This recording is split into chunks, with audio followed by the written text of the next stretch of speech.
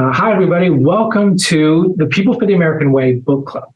We're thrilled to continue this virtual conversation series about big ideas with big thinkers who support the mission and values of People for the American Way. For those reasons, we are extremely lucky to be with somebody who has supported People for the American Way with his work and with his words for many, many years, and is himself a poet, which is so fitting because April is National Poetry Month. So this episode has a poetry focus. We're very lucky to have a reading from Dr. Colin Greer. A bit about him before we jump into the conversation. Dr. Greer has been president of the New World Foundation since 1985. And he's been a longtime friend of mine and an ally of People for the American Way. In particular, Colin is one of the founding supporters of the Young Elected Officials Network, or EO. He has written briefing papers on philanthropy and government for First Lady Hillary Clinton. She should tell you those stories sometimes. And education policy for the late, great Senator Paul Wellstone. He's published many award-winning books and plays on education and politics, and was a founding editor of Social Policy magazine, as well as a longtime contributor at Parade magazine. He's a playwright, a poet. He's recently published last fall, If But My Gaze Could Heal, a book of poems, If But My Gaze Could Heal. And just this year, Defeat/No Surrender, both of which you can find online or in bookstores. He also shares his poetry on Medium and on Instagram. You can find him at justicepoetry.com. So thank you very much, Dr. Colin Greer, for being here with us. Good to see you. Good to see you, Svante. Yeah. So I'm really thrilled and excited to get to a reading. You've agreed to read a few poems, which center actually around a theme, which I'm excited to dive into. But I just have a few questions before we get into the reading. You know, the first is about the foundation itself. For those who don't know about the New World Foundation, can you tell us about its vision and the kind of work that it supports? Sure. I'll do it in a very summary fashion. But so for the last 40 years, we dedicated ourselves to trying to help build and secure the infrastructure of what we call social movements. It's no accident when movements erupt. They come out of the fact that they're inspired by a moment, but there's an infrastructure ready to carry them. The classic, of course, is Rosa Parks sitting on that bus, and that night, 30,000 circulars went out.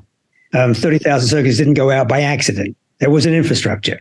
And so over the period of time, 40 years, we've been trying to secure infrastructure in a variety of imminent social movements, from civil rights and civic participation to environmental work, and increasingly into democratic protection work, starting with preemption and looking at the way in which that's being used and how we might intervene through the agency of community-based organizations. I love it. And a great many organizations that I know have benefited from the work of New World Foundation. Yeah, I should say the critical thing is it's consistent funding. You know, the trouble with much of the funding for C3 groups on the ground is that it's seasonal around elections. And so staff goes up, staff goes down. But it's really important to build a secure and sustainable infrastructure. And that's hard to do. I think the political shift in the American South that we've seen in the last couple of decades, epitomized, of course, by Georgia, can be traced back to New World's steady commitment and vision there. I want to applaud you. Yeah. Thank you. Thank you. So, poetry. You've spent years, on your Justice Poetry website. You spent years thinking and writing about democracy, about the environment, about community building, about social change. How do you see the connection between your creative writing and your social change work? Does one feed the other, or are they part and parcel of the same idea? Well, Svante, they're part and parcel of me. Yeah. I'm not sure there is a conceptual link between them that's firm.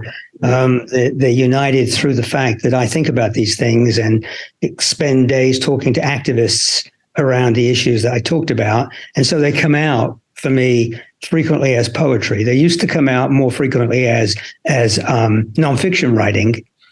But it felt to me more and more that that our nonfiction writing on the progressive side of things doesn't really any longer have spirit and heart.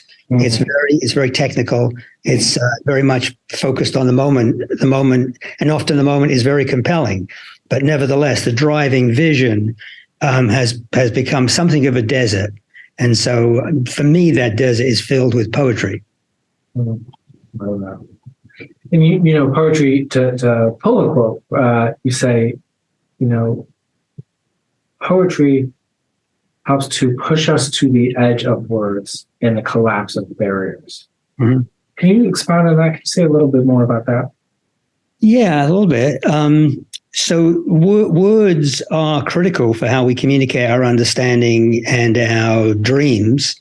At the same time, they create totalities very easily. We start to believe the word is the thing and the word is the person, or using identity actually captures identity. And so words are important, but they have a limitation in that they can cut off the internal conversation between, you know, what's easily called heart and mind. But more importantly, it's the passion and the spirit that drives commitment and inspiration. And words can activate it, but they can also limit it. And so being at the edge of words is, in fact, to undo some boundaries. And to open up space that the words prevent from flourishing. And so how do you think, speaking of those boundaries, much traditional political advocacy comes in the form of more traditional prose, op-eds, essays, you know, even just emails. What do you think poetry allows us to express that might be difficult to do in that more traditional advocacy prose form? Well, I think this is about timing. I think when you have social movements that are flourishing, particularly progressive social movements, you have a flourishing of the arts too. I mean, there's no civil rights movement without music, and the great poets of the Harlem cultural moments. So they come together. When they have been separated, the arts keeps the spirit alive. But ideally, they come together. I mean, Paul Robeson, and also always echoed by Harry Belafonte, who talks about Robeson all the time, understood that the arts are a form of the activism that makes movements flourish. They don't cause them; they are a part of them. When movements are in desert territory, like I said before, then the arts stimulate, they keep flowers growing, they keep the light open at the end of the tunnel, and that's critical. But they are in place of the inspiration that goes with movements. And frequently when you have flourishing movements, just listen to Martin Luther King, you have poetry in the prose. Inspiration is poetic. And so separating them, I think, is dangerous. But writing analytic prose has tended to dominate and tended to create a kind of technological elite that speaks to itself without concentration on the language that speaks to other people who are doing the work in the field. And that may take the invention of new language. And there the arts, I think, have a critical role to play. And just one last thought, the arts are also, to use a term that may be a little bit too flourishing, but they're an epistemological endeavor. They're a way of looking at reality differently. They're testing reality differently. They're trying to understand human experience differently, but they're another form of knowledge. Well, and I feel as somebody who's sitting right now in an office in Washington, D.C., I want you to know that I feel particularly attacked when you say a technocratic elite speaks only to themselves, not to anybody in the field. Is our work, I'm learning these last couple months on the new job, how often we're just on conference calls with each other and not people out in the field. And you mentioned, So I was just going to say, talking about the moment, for example, when we talk about the moment, we rarely now talk about the fact that we live in an era where 40 years of austerity has created an environment that is devastating to working people, to the mental health of young people.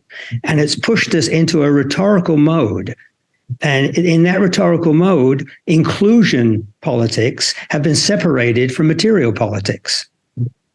Yeah. And you, well, wow. Okay, can't wait. I want to come back to that because this actually directly ties to my next question. But then that bit about inclusion politics separating us from material politics, I want to put a pin in that. Because I pulled this quote, you actually quoted one of your columns, Brecht, said, in the dark times, will there be singing? Yes, there will be singing about the dark times. So first part of the question, is that part of what you're doing with your poetry? Are you singing to us in the dark times? I happen to know that you think we are in particularly dark times right now. And then the second question I'd like to add is, could you expand on what you just said about how an inclusion politics has become separated? And do you think it necessarily has to be? Do you think there's a way to have both at the same time, inclusion politics and material politics? Well, let me answer that last part first because it's critical. Yes, I do. Mm-hmm. Absolutely do. There's no doubt in my mind about that. It's the journey of Martin Luther King to the poverty agenda. Yeah. There's absolutely no separation.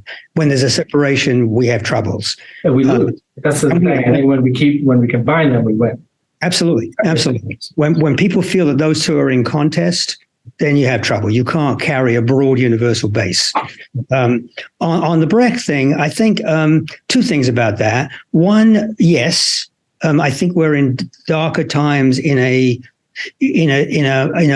fashion that is shared by people who, for 30 years, let's say between 1945 and 1976, felt that the world was an open environment and it would get better and better. Mm. Those people are now in dark times. That promise has collapsed for them. Yeah. But the truth is, most people in the world have lived in dark times most of the time, which is why we have song. It's why we have art. It's both a lament and a psalm. We are praising the fact that we can continue the struggle, and we lament that we keep hitting the wall. That as we feel like we're making progress, forces of oligarchy and resistance grow because they don't like what we're doing. Their own greed factor, their own accumulation and protective factors trigger in, and they're very good at selling hate. But hate doesn't really work in poetry. Right? You really need compassion and love and understanding and walking in other people's shoes. It's same with the theater. I mean, you can have hate theater, but its moment is very quickly past. Real deep theater is about showing life through other people's experience and trying to learn from it. So it's interesting you say that, because we're going to get to the readings in a minute. And you say you can't build hate and the selection of readings is not, there's not hatred there, but it is complex. The emotions towards some of the people that appear in these readings. And maybe it's actually about the path towards compassion, towards people that you might otherwise not have. So I want to get to that. I before you do your readings, I actually want to read a little bit about this poem because I just love it. Even the title, which is Beauty, Truth, Truth, Beauty. And should I mention nothing? Which the writing always has this wonderful rhythm to it that I find very. Anyway, so the poem starts talking about the Komodo dragon headed towards extinction. And then it ends this way. At this point, the poet tries to staunch the bleeding, reject pessimism, resist the drive to punish, tell the heron you love her, make a date. I travel with a rose bush on the backseat. Each overnight, I water the plant heading home. After 300 or 400 miles, I wonder if the blossoms that survived the bumps fell at home in my car. I don't know. I find it very beautiful. It's both sad, right? And a certain reading could make you feel discouraged. But to me, I find it very encouraging. So how can poetry help us reject the pessimism that could lead to less activism? Can it make us more resilient? Can it make our activism more sustainable, preventing burnout? Yeah, I think it can. I wouldn't want to put the burden of that on poetry. Yeah. I think a good preacher can do that too. Yeah. But I think poetry can have a hand in that. It's being honest about what you face and what it means to you to face it. We face real difficulty. We face that we have been losing and fighting amongst ourselves. And that gives tremendous advantage to people that want to use that. And so being honest about it, being open about it, lamenting the situation, and then girding oneself. Gramsci called it, the optimism of the will. You have to discipline the optimism of the will. You can have a pessimism of heart, but you need to translate that into the optimism of the will. And that takes discipline. It takes honesty with oneself, at least, and ideally in conversations with colleagues and allies who can share the honesty. And it's not about safe space. It's a different. I'm happy about having safe spaces, but if safe translates into self-censorship, not much use. Yeah. I hear that. Okay, so two last questions before we get into the meetings. First is, why are you? We are really hoping to build the People for the American Way family. You can tell anybody watching, you personally, why are you a supporter of People for the American Way? But this goes back a long way, as you said at the beginning. And there were two early relationships. One is through the young people's programs, the college program, EOs. But before that, even my son, as an undergraduate, interned at People for during the book hearings.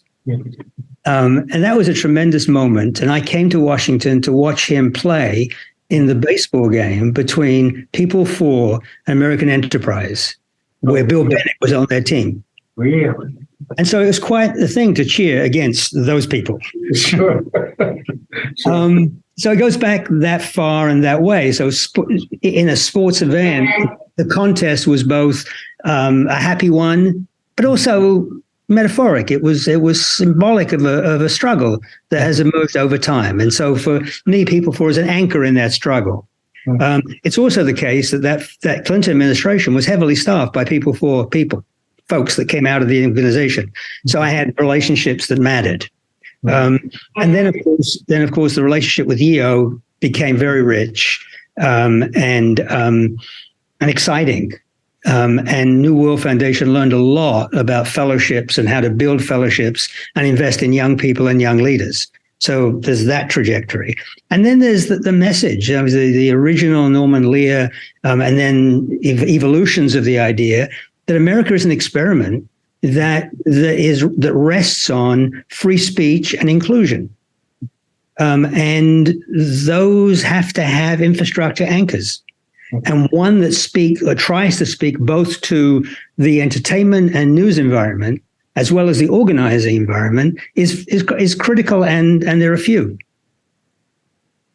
So well said. See, this is why we ask the poet these questions. We're going to clip that and put it on the website. That is something.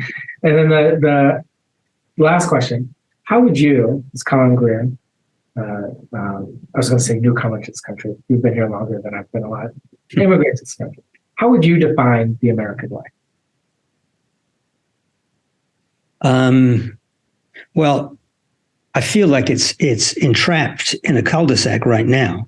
But when I came here, and for many, many, many years thereafter, I felt an openness I didn't feel in Europe. I felt that the world embraced the people in it, that this country wanted to be an embrace. And it was in struggle. It was a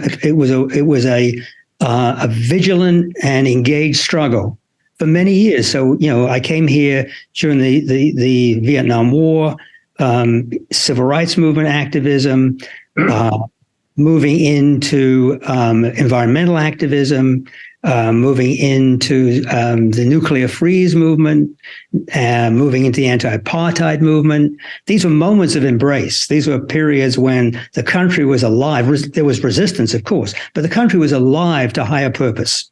And democracy was an open, evolving environment. It wasn't about those people that currently had it. It was about opening it up to people who should have it. And that's still, for me, the case. But we're in a moment of enormous resistance to that. But we can't take the fifth. We have to really be there, vigilant and engaged. Amen. I love that. With that, I would like to invite Dr. Colin Greer, who has been so generous with his time, who has published 2 recent books of poetry. If But My Gaze Could Heal, one book, and the other, Defeat, No Surrender, to share with us a few readings. And, so these selections I just love. Flying Paper, Goons with Guns is a really interesting. Country Club Bigots, another one. There's a couple others, including Balance, which I hope we end with, or at least include. That, this arrangement too, we discussed before, it does really come from the general and get towards the very specific, and speaks to the very complex emotions we could have towards very important relations. And I actually read a couple of them 2 ways. Anyway, but forgive me. I don't want to say too much. I don't know how much. I've never set up a poetry reading before. This isn't obvious. But so without giving too much away, I do want to say that a couple of these could be read both as interpretations of the complex relationships we have to people we actually know, and also parasocial relationships between institutions or politicians that may have let us down, or we feel like should be there for us a little bit stronger. So anyway, with that, Colin, I'd like to thank you for being here and invite you to read a handful of poems for us. Thanks very much, Svante. May I start with this new poem about Adam Smith and then go into the other poems? Yes, I actually read this one. This is about the invisible. Yes, please. Yeah, the reason I say it is because in a way it's a transition, because it's about the material world we're living in and the unquestioned dominance of austerity politics. So that comes out of a view of the world that originates with the Enlightenment economists, and Adam Smith among them. And so I'll read it because his invisible hand is what is behind much of how economics is understood nowadays. So it's called Imagine a Hand. What if Adam Smith meant he could feel the fingers of an invisible hand picking his pockets, the unseen paw of a theft economy that puts gold in the purses of some they've taken from others? The invisible hand makes you fearful of the radiation of others. Frightened sunburn can be contagious between mammals. Who are we when we're home? Adam might have wondered that. He could see the broken body under the gaslight glare. The man's belt no longer held up his pants. It took suspenders. This was an answer to a question Adam hadn't asked. What is an economist to do with that? Imagine a hand, of course.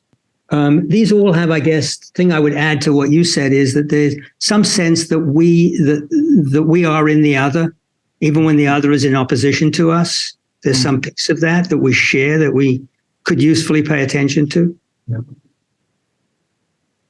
Flying paper. Snow fell like origami, breaking apart before landing. Foolish to try to catch one. Paper birds can't be shot. Peace trees flower origami reminders of atomic storms. Wise to pamper one. The paper shivers, a child's breath blowing under its wings. Teens at the border fly SOS on paper planes, substituting for bottles. Guards drink beer out of cans, which they crush in a single fist. Then they wipe their mouths with paper litter. And the next one is called Souls in the Lower Circles. A quiet hiding like the shiny white under the bark of the plane tree. Bears taking a hiding. Staying lost beats losing everything, the way wind whips the birch, whose color is in its bark. Shaving in the shower sans crystal, beats facing yourself in a mirror when a quiet hiding makes greater sense than dignity, burning off like fat in a skillet. Change is, after all, everybody's pseudonym, and inquisition is a cancel reflex. We all have them, reflexes, dunnage along the curbside of hell. Shaving in the shower sounds crystal. Yeah. Incredible line. Just a great line. And it beats facing yourself in the mirror, quiet hiding. It's really, sorry. Thank you. Great. Thank you. Great. Thank you. Then the next one is a slightly longer poem called Goons with Guns, which you mentioned. Goons with guns glam up the ordinary, so it's the best place to hide. Untangle laces, get a haircut, brush your teeth, gargle salt water. Don't invite strangers for pizza dinner. Don't drink rosé. Don't volunteer. Don't howl, nor sing a song for yourself. Don't drive a tank into town. Don't ask where the flowers are gone, nor wonder out loud what Jesus would have to have said to make much more of love. Put a warm compress on your forehead. Get a haircut. Brush your teeth. Gargle with salt water. Freedom's double E pops the consonants into kneeling. To repent, to implore, to rearrange the letters the way a swan turns. Then call shoot rings out. Snake eyes, double O license to kill. The consonants stack up on the edge. A leap from here can't be a metaphor. Why not promise the bullies they can be free of their compulsion? Ask the fat lady not to stop singing. It's not all over until she can be fat and free. Brush your teeth, gargle with salt water. What would Jesus have had to say to make much more of love? Love that. And then there's two more, right? So this one's called Country Club Bigots. Love this one too. She's in my arms on the bed. Excited birds outside, soft porn spectators. Their whistle on the street would be offensive. Their pecking on wood by a neighbor would be intrusive. The odd one crashing into the glass could be a just dessert. Sirens declare it's noon. Other sirens register uncertain lives. The radio, which we forgot to turn off, reports from the Mexican border and Gaza. I imagine myself on a Southampton beach. Very soon, anxious, the country club bigots might be off their leashes. Then I feel her fingers in my eyebrows, which curl quickly, and I'm thinking, perhaps the bigots are lying on beds, excited as birds, glad to be in a quiet hotel room. I love this version. As you said, the imagery of the birds, so funny to say. They're whistling on the street would be rude. They're knocking on the wood would be intrusive. Very, it's fun and funny. And the way it ends, Norman Lear has this saying. He would often say, just another version of you. That's all I am. That's all anybody is. You see that person on the street? That's just another version of you. We're all, and this theme, anyway, I'm going to send him these because he's going to love them. Oh, that's great. That's great. And so the other one, the last one I'm going to read, if I can find it, is the one that you like so much. Yeah. It's called Balance, and it really brings things back home to what you see, what you don't see, what you resist, even though you see it. Balance. It was like the trial of God when my father danced. I never believed he could, and he could. Every celebration, he would move effortlessly, readying himself for soft shoe triumph. Looked to me like he would fall. Melting prayers in my head. I was not a believer. He knew about balance. Colin Greer, author of If But My Gaze Could Heal and Defeat, No Surrender. Both are out now. National Poetry Month is April, so this is the time to support poets, including Dr. Greer. Thank you so much for being here and supporting People for the American Way. Thank you so much. And can we just take the aphorism of that title, defeat, no surrender. That's the message going forward. Defeat, no surrender. Amen. Amen. Thanks very much. Thanks, Svante. Thanks.